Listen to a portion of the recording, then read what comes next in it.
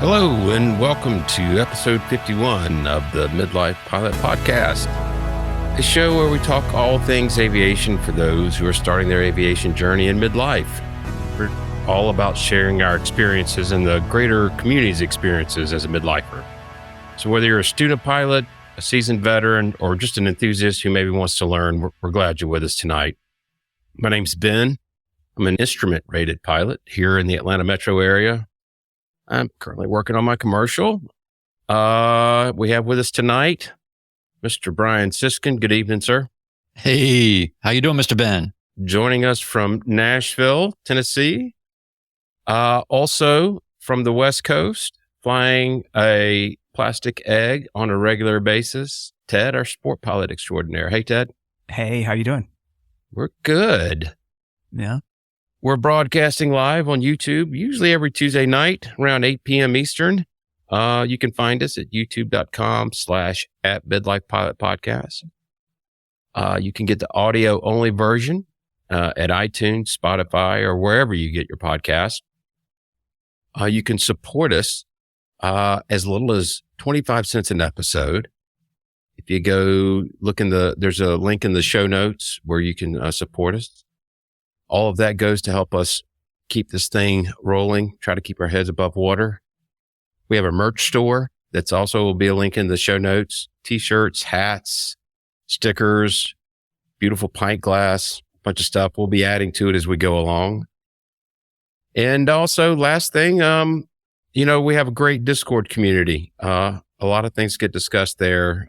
It's a great resource for people that are learning or sharing your experiences. Send us an email at midlifepilotpodcast@gmail.com. And we'll send you an invite and you can join the fun. How's everybody been doing? Hope you had a good Thanksgiving. Ted? Yeah. Brian? Well, I'm gonna interrupt here because two things. One, it has come to my attention, which this totally makes sense, but there are a lot of, I think it's a mass oversight on our part as the Midlife Pilot Podcast that we assume that midlife pilots or anyone in midlife has any sense of what Discord even is or what it's for, or whether it's something you want to introduce to your life or not. All I can say is it's awesome. It's a community software platform, whatever you want to call it. You can do it web-based or you can install an app, and it's very simple and painless. And yes, just email us at midlifepilotpodcast@gmail.com and we will give you the keys to the kingdom. So it should be noticed as the oldest in this trio. If I can do it, I can assure you anybody else out there can do it. It was definitely one of those where you hop into Discord and you're like, what is this? How do I use this? How do I reply? It's not something that we all use a lot. Mark is sliding into the comments there. Mark was chatting with me, Mark T. And he was like, I installed the Discord app. I don't know how to get to the midlife stuff. And it's like, yeah, I get it. This is all new to us. We will help you. We will guide you. We'll give you a specific link that just plugs you right in. All you have to do is email us at midlifepilotpodcast@gmail.com. And then the other thing was, we have a lot of green room conversations before this thing starts off. That's why our hellos to each other are so weird. Yeah. But staged. The audio audience is our primary audience, but by far. And they're not going to be able to see this, but Ben, I'd like you to show everybody the top of your head again. Come on. Okay. Here we go. Let's see. I'm not responsible for anybody throwing up after this. Watching this on YouTube. Let me see shoot. There you go, Ted. You want to put me? Yeah, I'm trying to remember how to do it. Oh, we don't have to. This is fun. Okay. There you go. We can use our imaginations. Were you able to see it?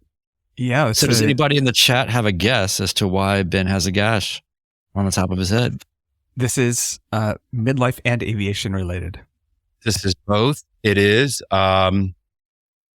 If you've ever pre-flighted a Cessna 182, you know that one of the procedures is you put the flaps down. And I'm sure you do that in a lot of other airplanes. And it was raining as I had completed the pre-flight. Everybody was ready to go. And I was kind of running and I really cracked my head on top of that. And with so much force that it threw me back and I was landed flat on my back afterwards. I was safe. But my brother-in-law was with me flying right seat. Juliet Echo Foxtrot, we call those Cessna stars because you're usually your head on one of those. But yeah, it's got me thinking maybe a low wing would be better. I don't think it would happen, but I've been I wear a headset for work for all the Zoom and Teams meetings, and I very gently have to put my headset on my head so I don't hit the cache that's up there. But yeah, it's the midlife thing to do. It's a rite of passage. Yeah. The eye roll I got from my wife was probably the loudest eye roll in our 26 years of marriage. So Nice. I think, but also I'm building a case to buy a low wing. So maybe that will be further proof. And it's funny. Jody just put a comment in the chat. How's the plane? And I haven't told you guys this. I am not kidding about it. When we landed and we retracted the flaps, it was still down a little bit. It was like 1 degree down. It wasn't perfectly flush with the rest of the plane. So we're getting the oil change in there and he's going to reset the flat limiter. Thanks. Oh, wow. That's quite the noggin you got there. It is. It is. So yeah. Some would say that maybe I knocked a little bit of sense in my head. Who knows? How was y'all's Thanksgiving? It was good. We had kind of amazing, unseasonably clear weather. And so I went out flying on 2 of the days and I was going to go out I thought about going out a third day. I'm like, I'm done. And my wife was like, really? You're not flying? So yeah, I know this is unusual, but I went out on Thanksgiving Day and went to what I think is the smallest SIFRA in the U.S. It's the second oldest airport in the U.S. It's VUO, and there weren't many people up, but people were having a good time. It's underneath PDX, which is a Class C, underneath PDX's airspace, and so the tower comes on and talks as an advisory, and you have to check in with PDX tower, even though it's an untowered field, it's pilot controlled field. So I've got a little clip here of another pilot talking to the tower from that uncontrolled one. First advisor speaking. First advisor Cardinal 3462, just want to give everybody there a shout out in the tower. Have a happy Thanksgiving. 662, Roger, thank you. We're having a good time at Turkey and all the fixings, so it's been a decent day to work. As it should be. All right, 602. Nice. I like that at the very end when I was editing that. He's like, all right. Like, there's this little bit of like the surfer sound in there that I hadn't noticed when I did it. But yeah. So then I went back over to people in the tower. It's good to know people in the tower are still getting the fixins. The fixins are important. They have to work on Thanksgiving Day. It's nice that it's at least relaxed. So yeah. I went back over to my Delta and landed. And then when I was on ground, I asked them kind of if they have anything. And here's that. Charlie 2, Bravo 2, Bravo. How long you got pie up there? Say again? Do you have pie up there? We do have a pie up here. Thanks for asking. Good. I hope you have a good day. The peach crumb pie. Oh. Ha ha. Nice. So it's like touring towers and asking what food they have. Would have been a good way to like crash tower food, right? I wouldn't have expected peach crumb pie in Portland, Oregon. No, not at all. Yeah. Georgia, yes, but not here. Not there. Yeah. I like how at first he was sort of like, wait, what are you talking about? What? Yeah. You're asking me human things, not airplane things. Yeah. What non-standard conversation are you trying to start while I'm trying to eat pie? Yeah. How dare you interrupt me? Yeah. Yeah. So, Well, part of what we wanted to talk about tonight was the build up to your solo experience, your pre-solo and your solo experience. We've gotten a little bit of feedback from some listeners. Some of the one of the feedback was, getting the jitters. What makes you nervous, and how do you get over it? And we thought, and someone else I think had written in, correct me if I'm wrong, asking to talk about this. Do we want to read those? I don't have them pulled up, but I can probably do so very quickly. But I was going to start us off because I had a bit of an unusual pre-solo leading up to solo experience.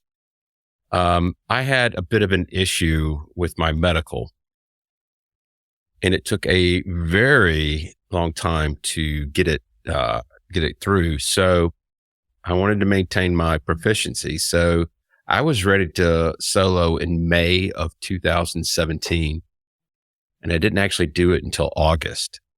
Are we talking about pre-solo or pre-solo up to May? So doing a lot of pattern work, and I was learning in the 182. So it took me a lot more laps into pattern than I think most people, because it's a little bit faster. I had a really good instructor for the first part, who then went off to the airlines, and the second instructor wasn't so good, but he set the roots, he set the foundation really well.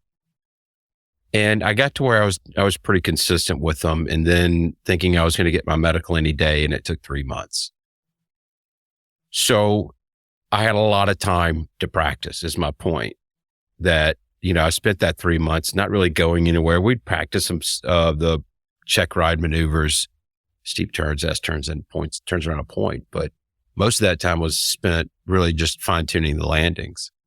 So when I got my medical, it was, the day I got my medical is the day that I soloed.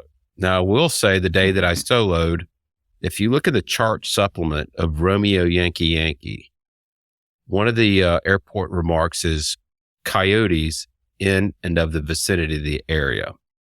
And both of you have been to Romeo Yankee Yankee, Cobb Field. Yeah. It's in a pretty industrial area. Yeah. Nice quote. So, yeah. Not an hour, probably 8 months of flying there, never seen a coyote. And I taxi out for my first solo, 5 coyotes in between the taxiway and the runway. So I had that thinking, oh, great. This is what I get to dodge on my first solo, pack of coyotes. And I called up the tower, and he said, by the time you get to the end of the runway, they're going to be gone. And he was right. They were gone, as I was taking off. So, but that was it. I greased the first one, and then the other 2 were not greasers, but they were stiff, but good landings. So it's been downhill ever since. You had a greaser, and then you're just trying to chase that high. That's right. I have no idea what I did on that first one. I don't remember anything about that first lap of the pattern. Yeah. I have no memory whatsoever. When I watch the solo videos on YouTube, you always hear him say, oh, this plane is so much lighter. It felt no different for me whatsoever. Yeah. Yeah. No different whatsoever. So, that was my experience. I wasn't really nervous just because I had that long build up waiting on my medical. And so I was super confident by the time I got there. About how many hours did you have by the time you soloed? I was probably around 50 hours. Yeah. Because you had that delay. Otherwise. That's exactly right. Yeah. And did you do touch and goes or full stop taxi bags? Full stop taxi backs. I did the first one was a full stop taxi back. Then the second was a touch and go. At that time when we owned the airplane, we were doing a lot of touch and goes in it, but we decided to start babying the engine. And so we started doing full stop taxi back. So I wanted to do one of each, for my 3 laps in the pattern. What kind of celebration did your CFI do? Anything? Well, my wife and 2 of my 3 kids were there for it. Which I guess the only other thought I had was, great, my kids are going to watch me. Yeah. Drive this thing into the ground. Yeah. No, they do ice baths. Back when the school was owned by two guys, it was ice baths. Mm-hmm. A big bucket, and you stand there and they pour, and they waterboard you. They slowly drip Yes. this bucket of ice water. Yeah. While you scream bloody murder. Well, because you had that delay and you had sort of extra time and kind of qualifications, do you think that took any shine off of the feeling that you had when it was done? No. I would say it may have made it shinier because I had to persevere. I had to call the FAA twice a week to find out where it was, the medical area. And, it felt better because I had to fight through a lot of stuff, paperwork, red tape. And it felt to me a little bit more gratifying. Mm-hmm. It wasn't whether I thought I could do it or not. It was, there's hurdles thrown in front of me. I was able to navigate them and get it done. Yeah. Yeah. So do you want to hear about mine? I do. I was about to ask you. I want to, because I don't think neither Ted nor I know anything about your solo story. Yeah. Well, the good news is it is the full video is on my YouTube channel, which is at Brian Siskind or whatever. You can find me. But it was a lot because I had definitely a hard time learning how to land. And I was, I had a lot of frustration. And it's sort of like the light bulb comes on, you think you've got it, then it all kind of falls apart. And, it's that whole kind of thing. I guess I had about 24, 25 hours when I soloed.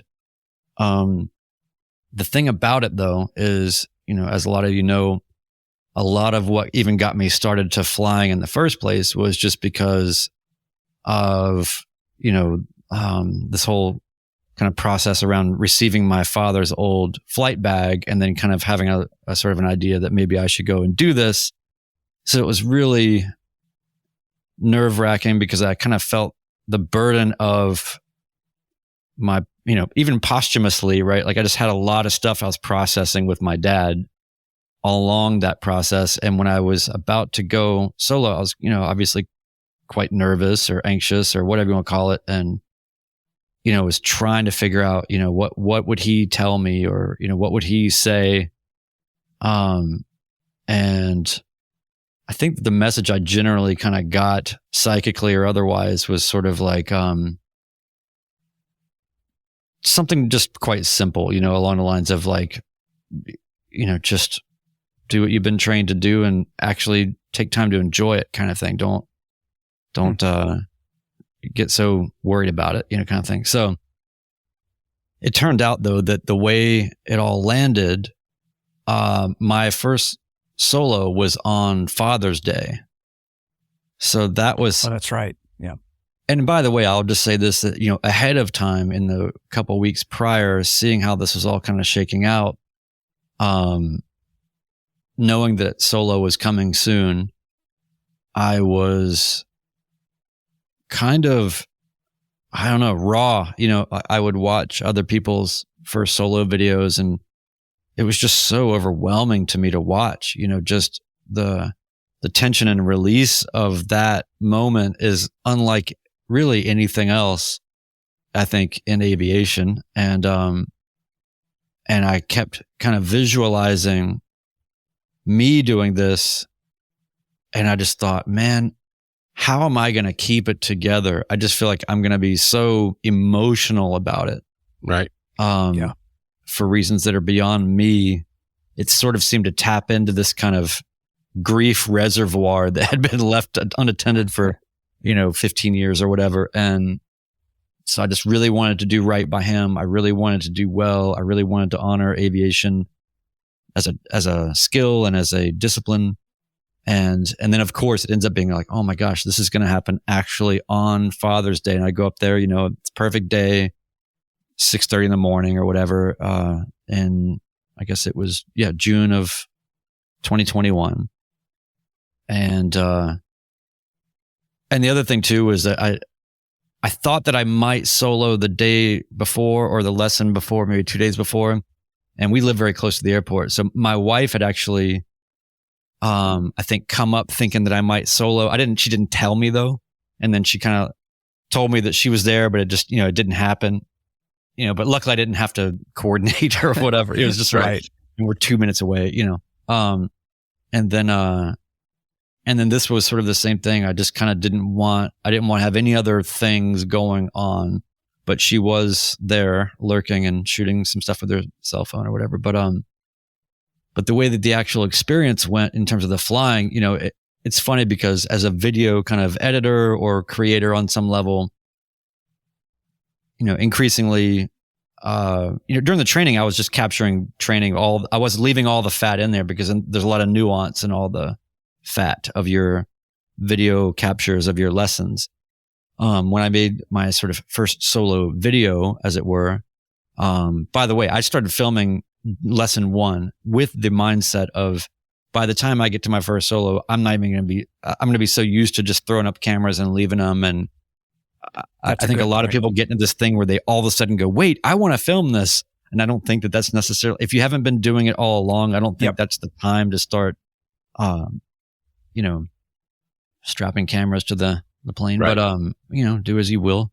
So I had, kind of been prepared for that, and my instructor was used to it and everything was, so I just thought it was funny because, you go up and you do the first few landings and you're just hoping that you're on your game and you don't, when you're with the instructor, when he's kind of making sure that you're good, I had plenty fine, landings or whatever, I guess. And then, we do the pull over thing and I've got video on my channel. You can see everything from that moment on. And I guess what I was getting at as far as like video creation, I wasn't doing it for views in the sense that I knew that the minutia of the experience was really what I wanted to keep. It wasn't just about the landings or whatever. So when you watch the video, it's, I've got the entire taxi, the entire run up, or probably 2 run ups that I did, or, and triple check the magneto. Yeah. I knew that by the 3rd run up, everything was good. But just, I'm not addressing the camera. There's nothing going on. It's quiet at the airport. And so it's just this kind of, I'm just taxiing, DeLong taxi, and I'm just taxiing and taxiing. And it's really interesting for me to go back and just kind of read my own kind of expression or whatever. Cause I wanted to remember how I felt at that part of it as much as anything else. And I really thought that as soon as my instructor said, see you later, and closed the door, I really thought that taxi would be the moment where this is made or broken in terms of just my emotional state, right. Whatever that I'm carrying around this, and it was really neat because what happened was, and you can really, I think, see it in the video, is, you can almost just see the tunnel vision kind of focus kind of coming in. I wasn't high, I wasn't low, I wasn't worried, but I wasn't unworried. I was just focused, and everything just got to be about what I was doing. And that at that stage, especially, you don't have any extra bandwidth, right. To do anything else really, at least I didn't. And it worked out perfect. I was just focused, and I was but I was aware enough of myself in that moment to realize that that's what was happening. And that actually made me feel good that was my kind of having been trained response. And my training is kicking in, even if I'm just taxiing and observing things and getting ready to get in my checklists and whatever. So anyway, I take off, go around to do my first landing, and it was a totally good, fine landing, and just that relief, right? That feeling met with, and I did touch and goes, which in retrospect, I think that you should not do touch and goes on your first solo, but that's what he told me to do, so I just did it. Maybe it's better that way. Just keep going, but anyway. Right.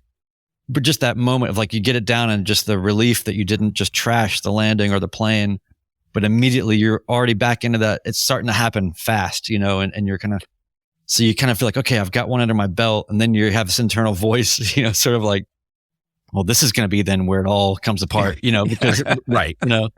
It's the devil and the angel on your shoulders. Right. Well, get ready because here it comes. But ultimately, you've got so many things that you're doing one step at a time. Right. You kind of don't have enough bandwidth to really freak out. And then, well, and you're doing the same thing that you've been doing all along. It's that whole thing, like you've been trained into this, and so now this is no big deal. And I've been verbalizing everything that I was doing in the plane as a habit in training. So, you'll see me in the video. I'm calling out everything. I only made a couple of goofy little mistakes and maybe some of the calls or nothing crazy. But here's the thing. So, all right. So then I come around, I do the second landing. It's fine.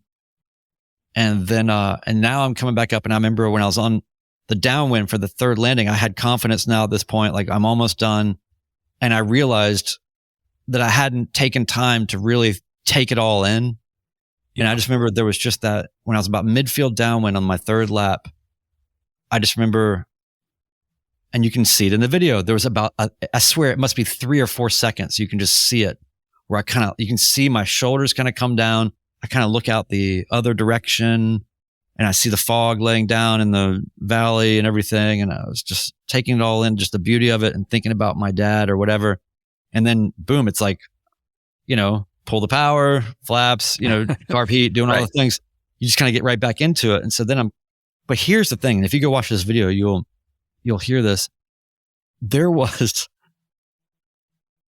one plane that came in. He announced himself, I want to say like 8 miles out or something on a straight in, of course. Right. And I think it was I want to say it was an extra or something. It was a very fast plane, but I didn't know what that was at the time. I just knew that there was a plane coming. I was just making calls. Because you're untowered at this point, right? Yeah, untowered. John Toon hadn't the tower wasn't built yet. Yeah, it opened up not long after that. Okay. So yeah, it's untowered, and I remember hearing it was the only thing that came in over the radio. It was so early on, I think a Sunday morning or whatever. And I remember just thinking, I don't see this guy. I don't see him. And he didn't make any other calls. And I mean, for good or for bad, I just thought, I don't know where he is. I didn't have the gumption or the pilot wherewithal at that stage to say, hey, dude, tell me, where are you? Yeah. I didn't have any feeling that I could, do that at that stage for better, for worse. That's just where I was just I couldn't handle anything else. Like you said earlier, bandwidth. Yeah. You're focused on flying the airplane, and flying the airplane is all you can focus on. Yeah. And so that's what I did. But there was this awkward time space between this guy saying that he was 10 miles out or 8 miles out or whatever. And I think that, and I'm turning and I'm looking for him and I don't see him. I'm just continuing on because I don't know. Right. I don't know. Yeah. I don't know. I don't know if he's 5 miles away or if he's already landed. I don't know. Right. And like I said, I just didn't have the gumption to just say, hey, where are you? So then, I remember how relieved I was when the next call he made said that he was, turning off the runway. I never saw him. Never saw him. He must have come in at like 150 knots. Like I never ever saw him. But I just remember no other calls. Yeah. It's on the video. Check the video. I mean, maybe I'm missing. Maybe there was one I'm missing. I don't. I think that he didn't say anything after his initial call. But anyway, my brain couldn't process it at least. So yeah. But I just remember thinking, of course, there's just like everything is just smooth air, perfect. Everything is just so easy. This is happening. I'm almost done. And then now this one guy's coming in and I don't know who he is, what he is, where he is, but it was fine. I didn't, I just thought, well, I'll see him if he's in the way, which is not really the best thing to think, but that's how I was thinking. But that's a valuable experience. It would have been nice to have that maybe 15, 20 hours after your first solo. Yeah. But I mean, traffic avoidance on your solo is a kind of a heavy load, but you handled it. I mean, well, it almost threw me off how quiet it was, because the training environment I was in there was so hectic that you had to kind of be all over the place with and there was something about just, I guess maybe there was some subconscious part of my brain that just thought, oh, the airport will just shut down while I'm soloing, Right. But anyway, so then I came in and I had my third landing and it was fine. And then I just remember on the rollout, it all hit me. And then I just thought, please don't get upset. Just enjoy it. And, I even verbalized out loud. I just said, that was for you, Dad. And then I just pulled off and then I taxied up and then my instructor comes in and congratulates me. And I remember that he said, you did it or whatever. And I said, yeah, you don't have to hear about it from me anymore. Cause I just had been like, I want a solo, like I should get this done. So, but anyway, I didn't collapse in a ball of tears like I thought I would. I just really felt good. And it was a great experience. And it was, really cool to find out right after that my wife was there and she did capture, nice. I didn't have the burden of thinking that she's there, but she was there. So that was really perfect. And, shirt cutting or ice baths or any other rituals? Yeah. Did the shirt tail thing. And,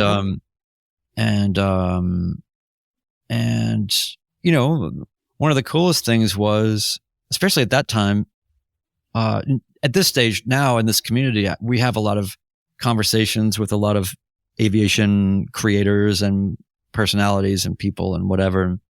But at the time, it just seemed really cool that Flight Chops was on my YouTube channel when I posted that video and said, he said something about like, you have really, like great job, good centerline discipline. Oh, nice. And I thought, that's so great. Thank you. Because that's something that I'm obsessed with and have been even at that early stage. And for him to recognize that was just kind of neat. Right. So all told, it was a great experience. But we'll get past we want to hear your story, Ted, but I mean, looking back at it, when you hear somebody that says student solo, even when they don't say first solo, right? But any version of student and solo on the radio, it's kind of my responsibility at that point to look out. Like, I don't expect them to be doing their part of traffic management, they're doing as much as they can. Like, I remember being there, So hopefully that extra pilot or whoever it was doing that. I guess he just wanted to be invisible, but all this to be said, I want to hear about your story, Ted, but the thing I realized not long after is that the real first solo is after that, when you go take the keys to the plane yourself, pre-flight it yourself from a cold start, take it out and leave the airport and come back. But that does not take away from anything from that first experience. There's nothing, everybody universally says that's something you always remember, and it's 100% true. So if you haven't gotten there yet, you will, and it'll be worth it. Yeah. Do you think your first cross country put a bigger smile on your face than your first solo? Kind of. I would totally agree with you. I was super happy, but there was when I got home and I really started processing how I was feeling, I was like, okay, great. I can take a plane and fly it in a pattern. That's awesome. I have the ability to control this airplane and get it on the ground, but I want to go places. Yeah. And when I got back from my first cross country, I felt like, okay, this is really happening now. Yeah. Well, and the cross country is the first time that, without an instructor, the first solo cross country is the first time that there are spaces of time that you're in the plane. You're not doing things, you have a second to catch your breath. And, so let me tell mine. It was in March 2022. And that it's not a good time when the weather people are talking about it being record-setting rain, and in that month. So it was one of those, it's like canceling 2 out of 3 flights, just just the struggle with that. And yeah. So, but I told my instructor, it's like, look, you're going away at the end of March for like 10 days, 7 days, whatever. I want to solo before then. And, we were getting close and everything else. And, couple of setbacks, had trouble finding, the second instructor to kind of do a pre-solo check, which they like to do at that school. So we finally get that done. And, I didn't expect that was going to happen on that specific flight, which is always, I saw a few people talking about it in the comments. And what plane was this? So this is in the RV-12. Okay. So it's the low wing with the bubble top, that I did all my training in. And, so I know my instructor had been gone all day ferrying a plane across the state and flying back with someone else. And, he was fitting me at the end of the day, for our scheduled flight, but he was late for it and everything else. I'm like, we're just going to knock out a couple of landings and this is it. And so we knock out 3 landings. He's like, hey, I got to take a bio break. Well, watching the GoPro footage afterward, you can see him, signing the endorsement in ForeFlight on his phone, which is such a brilliant way to do it. Right. That's awesome. And, drops me off and says, go solo now, obviously. And, so speaking of traffic in the pattern though, I take off. This is the little airport, that butts up against a busy Delta. And so you always have to make your crosswind turn pretty quick. I'm going to make my crosswind turn. I look down and I see 2 lights over there.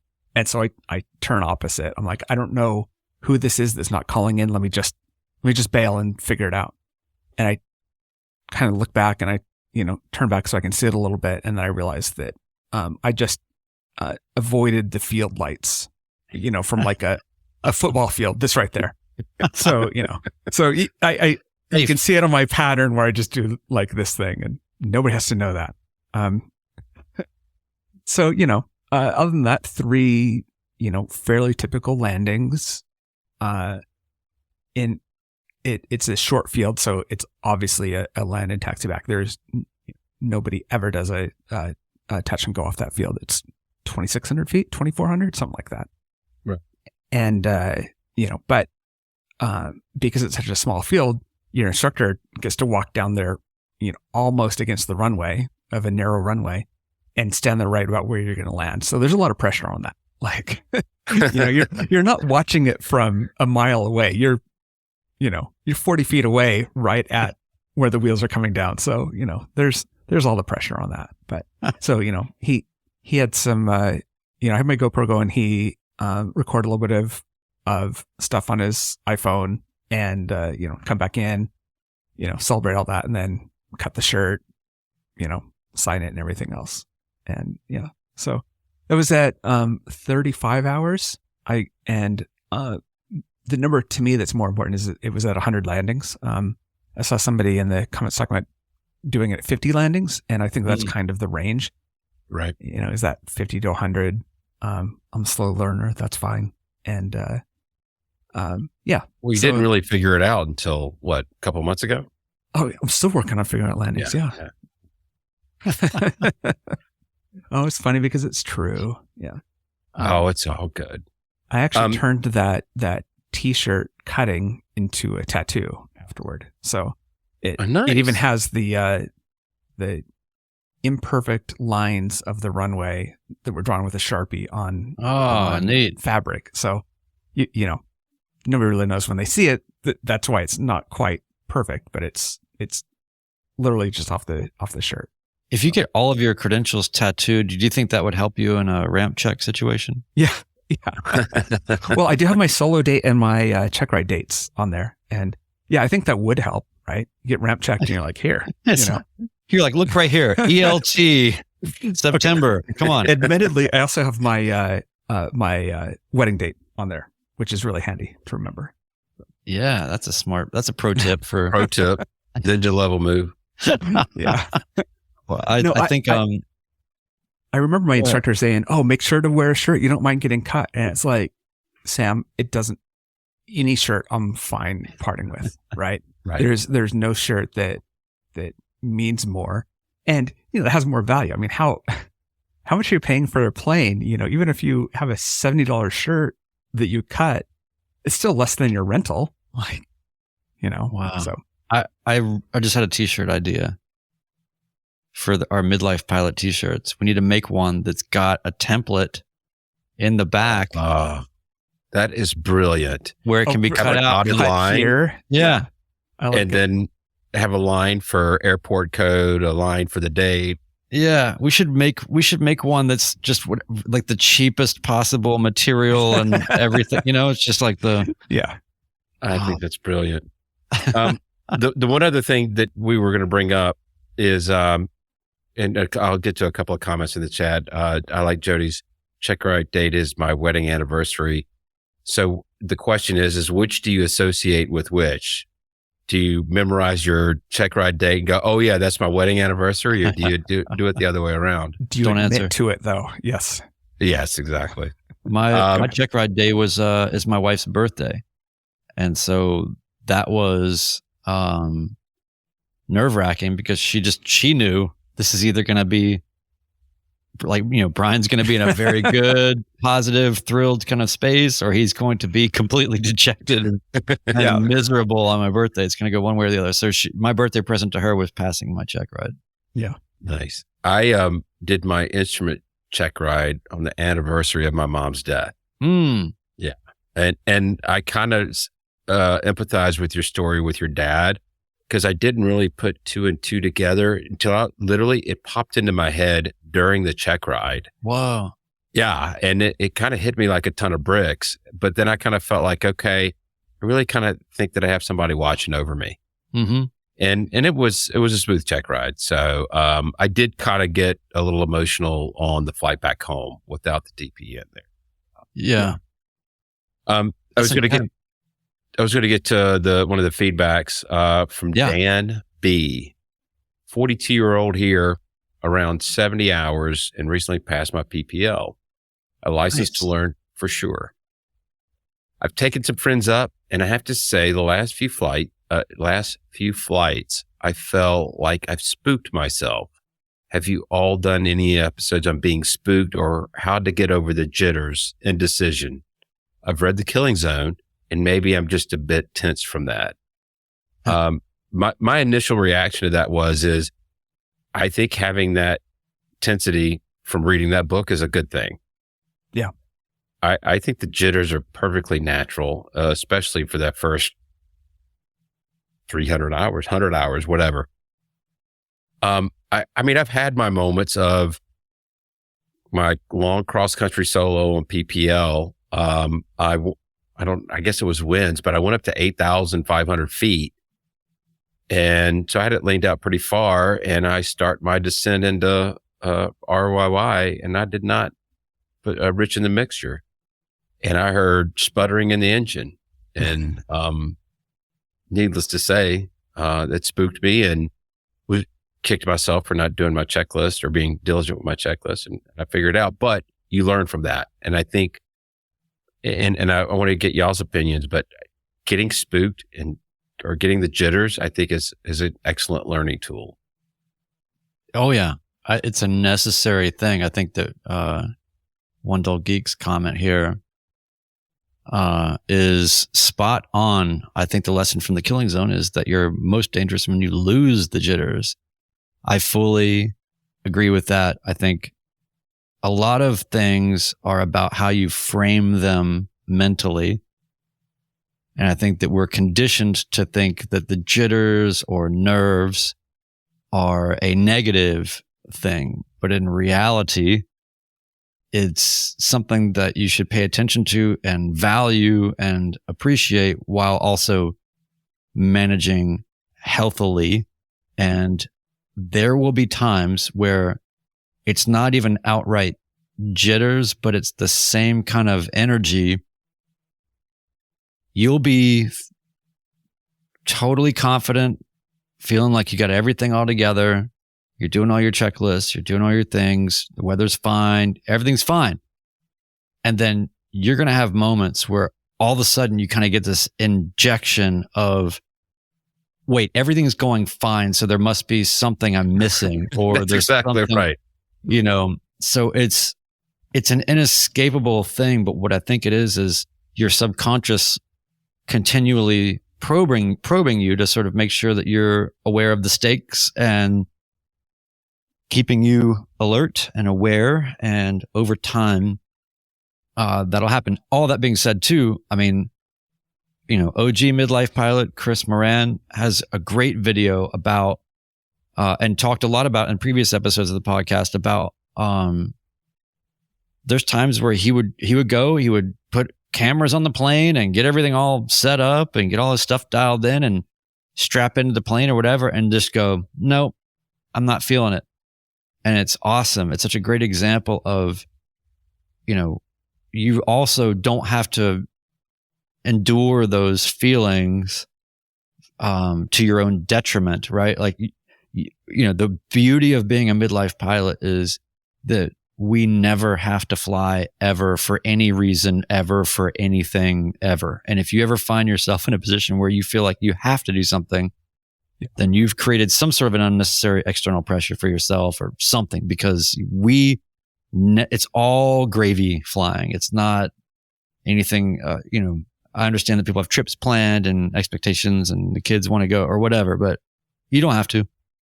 Even with all that, you got to just really listen to yourself. So I would say with that feedback, it's great to share that kind of stuff and just talk about it. And it's real easy to perceive, or at least think that what you're perceiving is that you're in a community or around all these people that everybody kind of knows what's going on. And I'm the only one that maybe has these sort of nerves or whatever. And you got to know that it's all of us and all over the place. And everybody's had moments of doubt or concern that are either founded or unfounded. Yeah. Ted, if you'll throw up Coppertech's message in there, but go ahead. I'm sorry I interrupted you. No, go ahead and do that one first.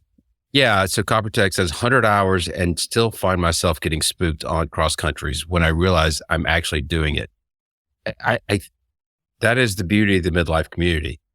I felt that way at 100 hours. I think a lot of us do. I'm not going to say all, but yeah, but again, that's part of the progression, as I think Brian was trying to say. Mm-hmm. Yeah, you get to the point where you know enough to know what you don't know, and also being midlife, where you don't just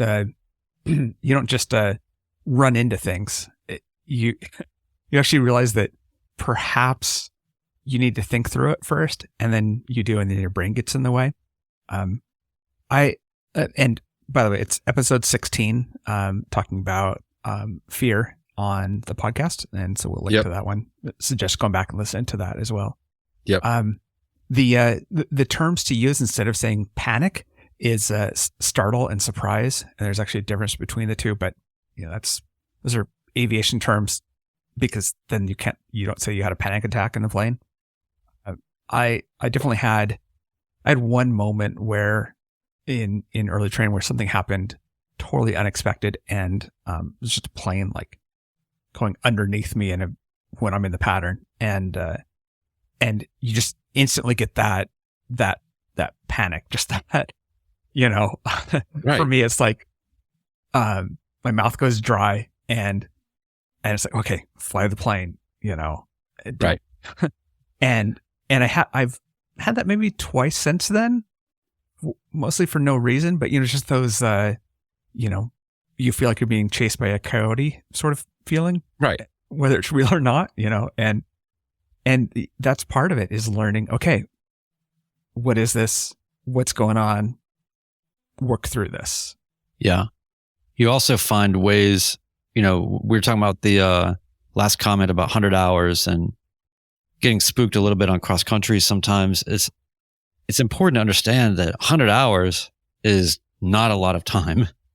It may feel like, because it's been a slog to kind of get that done. I'm not undermining that. I guess it's just insane, the exponential growth that happens between 100 hours and say 200, 250 hours, because you're finally putting all that energy into doing a lot of cross country flying. And if you have 100 hours and you probably got your license or certificate at say 60 hours or 70 hours or whatever, you've barely done anything that you were trained to do yet. And so when you finally get out there and start doing it and you're kind of just on your own, everything still takes a lot of bandwidth, a lot of, it's really easy to get kind of saturated or miss things or whatever. And you just got to stay vigilant about checklists and all that. And I think that for me, just stretching my boundaries healthily and really doing that stuff in a calculated way. And if you have a methodology, I think about growing your experience, and saying, okay, well, I went this far to this type of airport. So now I'm going to go, I want to go an hour and 45 minutes now instead of an hour and 20 minutes and see how that feels or, whatever it is. And, I think that at the end of it, especially in the cross country modality, I'm so much better now at communications, understanding the cues and the sounds of the airplane, navigation. I'm so much better at all those things. So it doesn't feel nearly as taxing and it feels a little bit more like muscle memory and kind of instinctual, which then frees me up to do two things. One, constantly be judging where am I going to go when the engine fails. Right. And so, because I think when you're just starting out in cross country things, right, you're sort of like, I'm just trying to fly the plane. I'm trying to do all the things. Oh, wait, where am I going to go if the engine, it's like one other thing, so right. Everything everything else is so under control. You can kind of just casually always be having a plan, planning your outs. It becomes more methodical as you go. And then you also figure out how to deal with that dead time, right? There's moments where you don't have anything necessarily quote unquote to do. Have your flow checks, run another flow check. That's right. Or figure out what you can do to get ahead, or play the game of I wonder where my next handoff is going to be, or there's just always something generally that you can be doing, even if it seems completely ridiculous to be doing it this far ahead of the game. It just feels good to be using that energy productively when you're feeling that way. So to put an exclamation point on it and maybe to kind of wrap it up, an experience this past weekend. So I'm a little over 960 hours. And I had my brother-in-law with me. He's probably got 19,000 hours. In the 100 hours of Copper Text, it is a lot of hours. But until you've flown in all 4 seasons of weather cross country by yourself, you're really not going to understand the weather briefing until you go out there and experience it. And even at my time, my brother-in-law and I, Stuart, we looked at that weather very closely because it was IFR for 70% of the trip. I had 1.1 hours IMC. The cold front was moving in. We knew where the freezing level was. But even as long as I've been flying for 5 years and I've experienced the seasons many times, I still wanted a backup. I still wanted somebody to say, are you looking at this the same way that I am? I don't think that ever goes away, and I don't think it should ever go away. I think that experience is going to continue throughout my flying career, and I plan to keep it that way on purpose. And that assessment of the weather was before I hit my head, not after. I think it's important to note that. So, I think it's like we said earlier, it's a natural progression to get the jitters and to really, I think you need to keep the jitters. I think you need to hold on to them. So, yeah, a couple of things. I'd asked Chris C, because I knew that he was one of our pilots who soloed at the lowest number of hours, and he said he had 16 hours. So I think that the hours aren't everything, but it's also a good gauge. You're certainly probably thinking about it when you're pre-solo to solo time period is, when am I going to be ready? And so we've seen numbers between 16 and 100, which is fine. That shows you that range. And Window Geek said he was at 25 hours when he did his. And again, 109 landings. That's my theory of it's 100 landings, not the hours that matter. The other thing is that the whole, and this is how life is in general, but you're working toward higher level thinking as you go through flying. So if you think about when you soloed or when you're getting ready to solo and you're thinking about that, you've already gotten used to some of those things just becoming automatic, right? You can hold altitude without thinking physically through every move on the yoke or the stick, right? And so that's what happens as you're working toward your solo. And then after that, you're working toward all those things being kind of cumulative. And so by the time you're at cross country, you're not thinking about those things you were thinking about in your solo, right? It's just kind of working your way up. And so I just think that's a good way to think about that is it's fine that you're at that point when you're trying to solo, which is I still have all this stuff I have to think through and remember and communicate and all that. You just work your way up as you go through your training. That's right. So that I just want to kind of wrap it up with that. That's awesome. Next week, I think we're going to be talking about, this is kind of selfish for me, but we've gotten 2 or 3 emails asking about binders. We'd mentioned it on a previous show, and check ride binders to be more specific. Walking into the exam completely prepared. I have a check ride coming up on December 15th, if all goes according to plan. And I have built my binder, but I am really curious to hear from our midlife community. Please send in your feedback. If you've done binders in the past, tell us, it's basic construction. What has helped you out? What would you change? What would you do different? We have some comments in our Discord server, but we'd like to hear from the larger community. So email us, please, at midlifepilot. That's midlifepilotpodcast@gmail.com. It'll be in our show notes. And I did not make binders for my private or my instrument, but I am definitely doing it for the commercials. So we'd like to talk about that next week. So I would just like to be congratulated or commended for having not said at any point around this conversation anything to do with Mitt Romney. Binders full of check rides.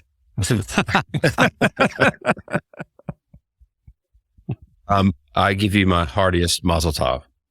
Right on. Yes. Well done, sir. Congratulations. So again, if you want to follow us, if you want to support us, please check out in the doobly-doos, the show notes. Follow us. Check out Brian Siskin's YouTube page, at Brian Siskin. Probably one of the most under-celebrated YouTubers out there. If you like something with content, something that'll make you think, something that I can't wait till I get to the next one. It's always the next one. I eat up my Brian Siskin video. So he's one Appreciate of the best. That. Absolutely.